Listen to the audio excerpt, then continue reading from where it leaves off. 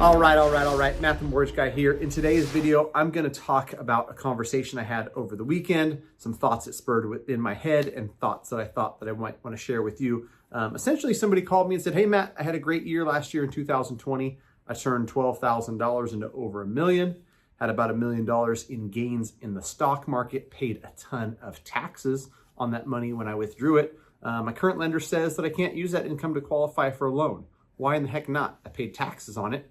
It's there on paper. I made it." So in this video, I'm going to talk about what types of income you can and can't use to qualify for a mortgage. I'm going to give some reasoning behind that. And when you're on the fence or thinking about can or can't I use this income, some things that you might want to think about in regards to that. So before I jump into the details, if you like straightforward mortgage content, a little bit of content about the real estate market and my thoughts as a mortgage broker, boots on the ground, in the trenches, talking to consumers every single day, talking to real estate agents every day, please consider subscribing to the channel, like, comment, do all that stuff for the YouTube algorithm. So without further ado, this conversation I had where the client asked me, am I going to be able to use this income? Current lender says I can't. And I said, unfortunately, that lender's correct. We can't use those stock gains to help qualify you for a mortgage. And I tried to explain, think about it from the lender's perspective, where that past gain is no guarantee what's going to happen in the future. You could make 100,000 next year. You could lose 300,000 just because you had a great year in the stock market doesn't guarantee anything in the future. And that's really what lenders' guidelines are trying to dial in, right? What can they expect in the future? Because what you make in the future affects your ability to repay. They just want to know you're going to be able to repay. So something like a short-term capital gain or a stock gain, lenders just aren't going to allow you to use that. So what type of investment income are you able to use? And I'll tell you, a common one is dividends and interest. If you own 10,000 shares of AT&T stock that pays you dividends every quarter, we can use that income. We're going to ask for 2 years of tax returns.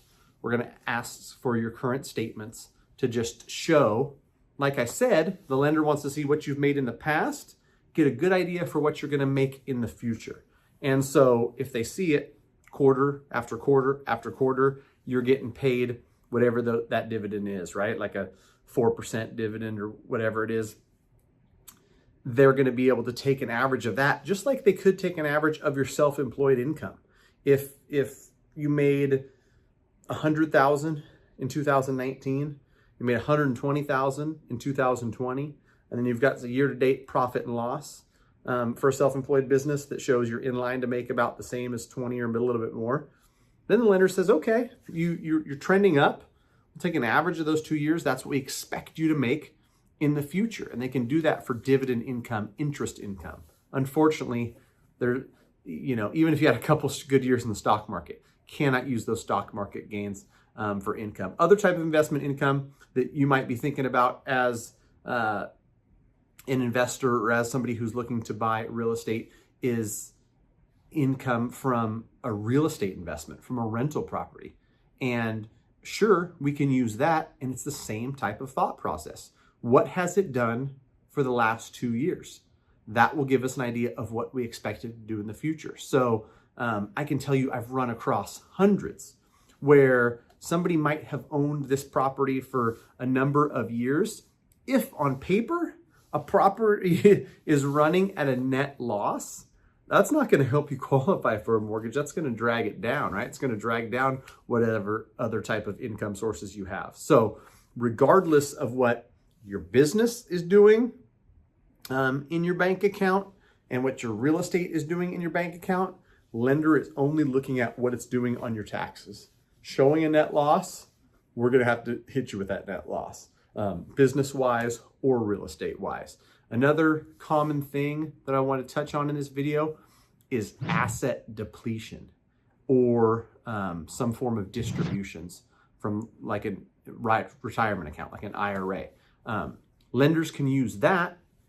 And sometimes I have people come to me and they have a humongous retirement account and they're saying like, why in the heck would I default on this $400,000 loan when I've got 2.6 million in this retirement account? Well, the lender is looking at income versus the payment.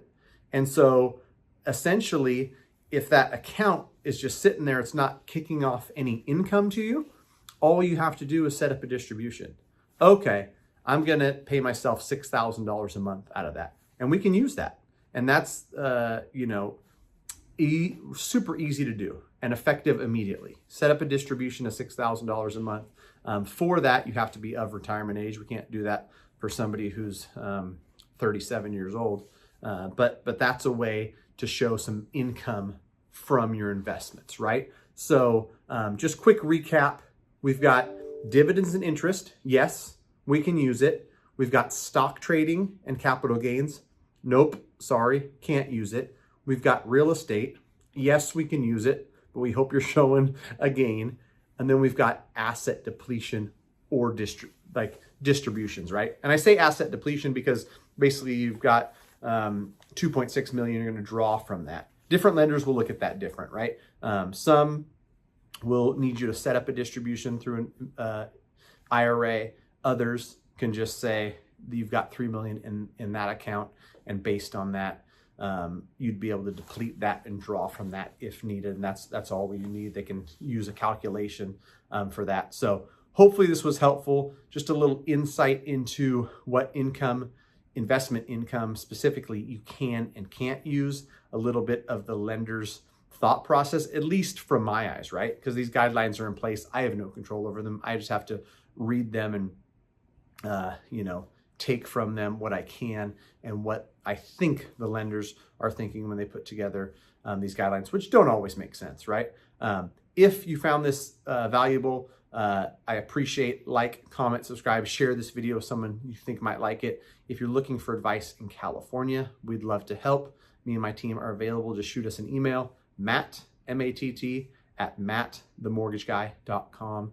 If you're outside of California, I'd love to connect you with a great mortgage broker. That link will be in the description, greatmortgagebroker.com. It's a quick form. You fill it out, 6 little questions, get rolling. They'll help you out.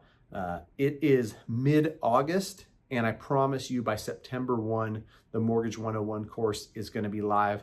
I promise it's going to bring you a lot of value. If you spend the few dollars, I'm going to price it as cheap as I possibly can to buy it, and you don't see any value in it, it's going to come with 100% money back guarantee. So if you think that it didn't provide you the value that you thought it would when you clicked purchase, you're going to get 100% refund. So thanks for watching. Talk to you soon.